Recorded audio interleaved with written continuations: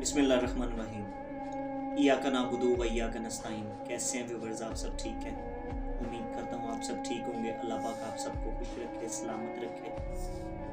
तो व्यूअर्स, पहली वीडियो में जो पहला सवाल इस वीडियो से पहले आपने सुनी होगी मेरी, आप भी सब कह रहे होंगे कि इमाम का आपने बता दिया, जिसमें मैंने इमाम का जिक्र किया और अपने दीन के इस्लाम के 12 इमाम बताए जो नबूवत के बाद इमामत का सिलसिला, विलायत का सिलसिला था वो चला। इमाम वो है, इमाम की जो डेफिनेशन अब आपको बताने जा रहा हूं। असल इमाम वो है जो नबी की शरीयत पर हूबहू उतरे। जैसी नबी ने अब शरीयत बताई, अल्लाह का हुक्म बताया, उसके ऊपर हूबहू चले और अल्लाह का पैगाम जो नबी ने दिया, क्योंकि नबी मैसेंजर हैं, पैगाम देने वाले हैं। रसूल का मतलब होता है पैगाम देने वाला, कि अल्लाह के रसूल ने, अल्लाह के नबी ने जो अल्लाह का पैगाम दिया कुरान मजीद की शक्ल में, वो कुरान मजीद का पैगाम उम्मत को दिया। आपने उसको खुद भी करके दिखाया और जो उसके असूल थे वो आपने बता दिए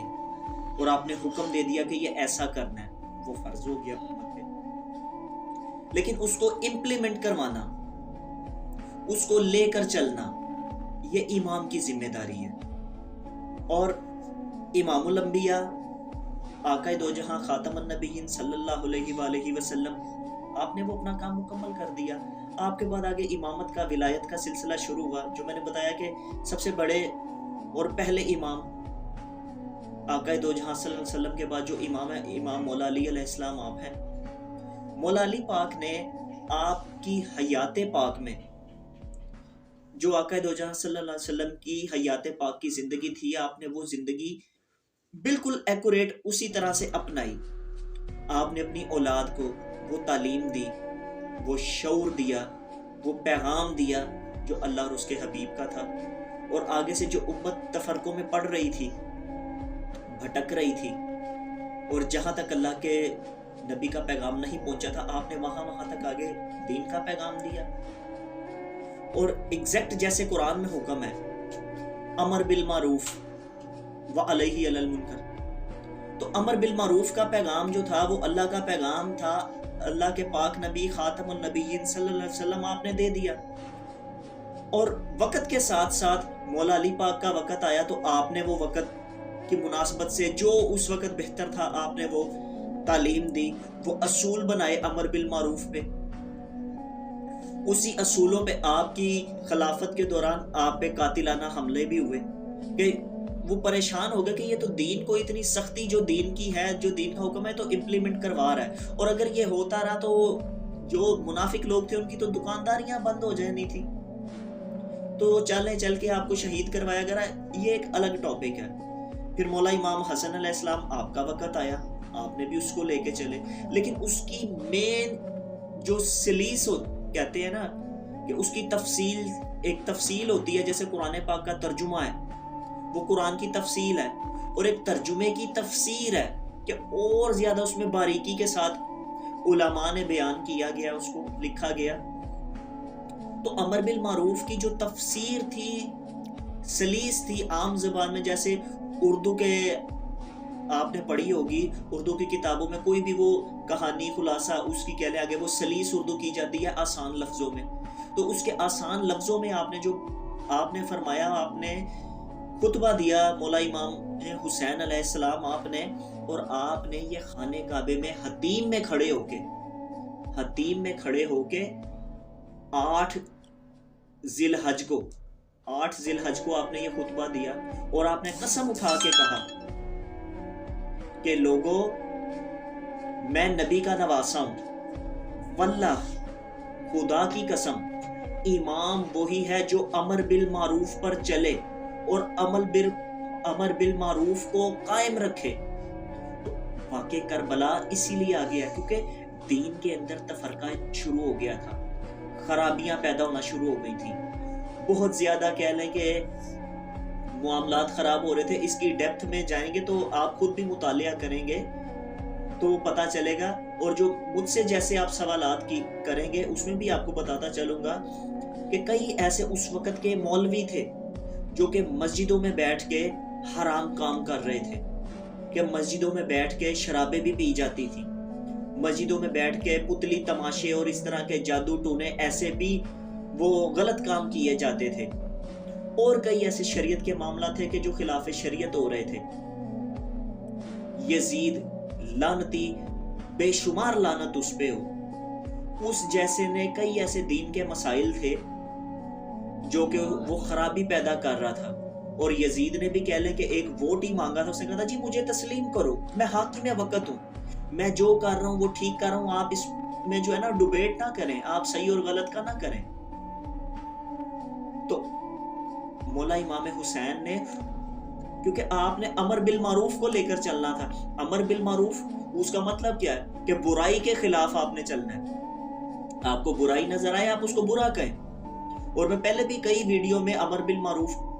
کے جو ہے بتا چکا ہوں 3 پوائنٹس اس کے، ایک دفعہ پھر بتا دیتا ہوں کہ برائی اگر ہو رہی ہے تو سب سے اس کو حکم ہے کہ آپ برائی کو ہاتھ سے بھی روکیں،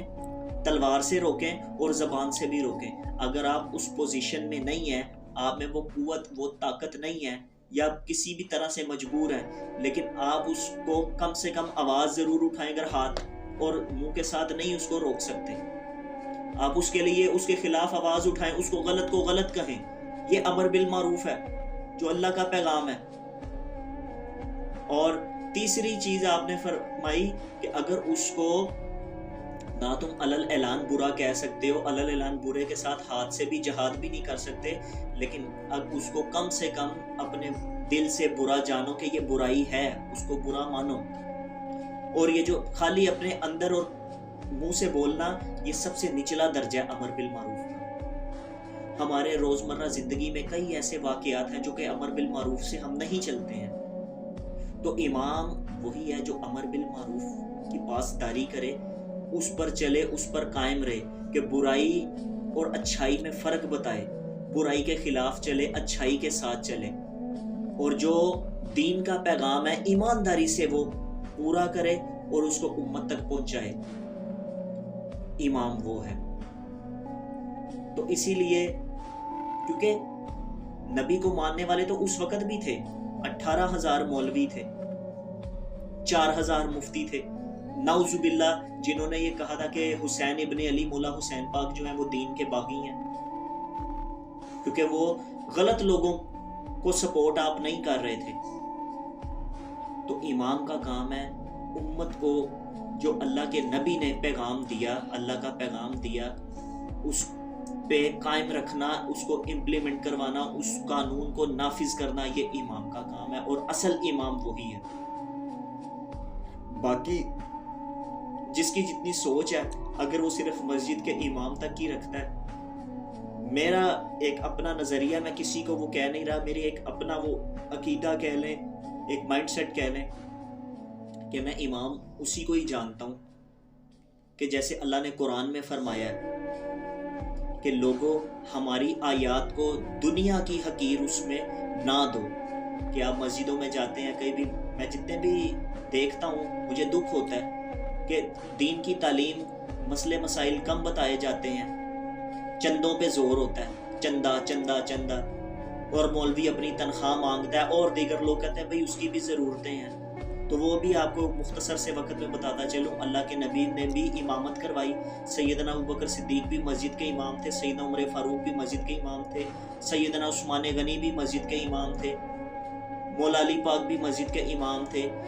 تمام جتنے بھی جلیل القدر صحابی تھے سب امام تھے، مسجدوں میں اللہ اور اس کے رسول کا پیغام بھی دیتے تھے، نمازیں بھی پڑھاتے تھے، لیکن اپنی ضروریات زندگی کو پورا کرنے کے لیے مزدوریاں بھی کی، مزدوریاں کی، اپنی محنت کی، اس سے اپنے گھر بار کو چلایا۔ کہ جو قرآن میں اللہ کا حکم تھا نا کہ ہماری آیات کو دنیا کی خوشنودی کے لیے نہ حقیر اس میں دو، جیسا کہ پہلی امتیں کیا کرتی تھی، اور اگر کوئی اس کو کر لیتا ہے، وہ وصول کر لیتا ہے، اس کا اجر وہی ہے جو اس کو مل گیا، آخرت میں ہم نے اس کا اجر ختم کر دیا۔ تو میں ان کو امام نہیں سمجھتا۔ ٹھیک ہے کہ اگر نماز پڑھنی ہے، کوئی آپ کو نیک صالح لگتا ہے، انسان اس کے پیچھے نماز پڑھ لے،